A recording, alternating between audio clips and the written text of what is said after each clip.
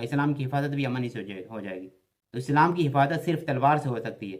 اور وہ لوگ جو کہتے ہیں کہ ہم حق پہ چل رہے ہیں، ہم حق کے ساتھ کھڑے ہیں اور ہم حق کا ساتھ ہی دیں گے، لیکن اگر ایسا ہے تو حق سے اگر غرض ہے تو زیبا ہے کیا یہ بات اسلام کا محاسبہ اور یورپ سے درگزر؟ اگر اس طرح سے ہے تو اسلام سچا دین کون سا ہے؟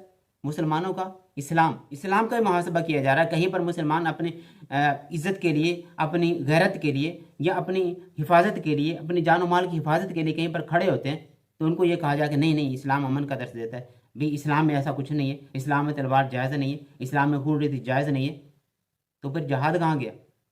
جہاد کا کیا مطلب ہے؟ تو جو لوگ اس عہدے پر ہیں کہ جو قوم کو سمجھا سکیں، ان کے لیے سب سے زیادہ یہ ذمہ داری ان لوگوں پر ہے کہ وہ اپنے نیچے لوگوں کو اس بات پر آمادہ کریں، اس بات پر تیار کریں، اور اس بات پر ہمیشہ الرٹ رہنے کے لیے ان کی ہمت بندھاتے رہیں کہ اسلام کی حفاظت اگر ہو سکتی ہے تو صرف تلوار سے ہو سکتی ہے۔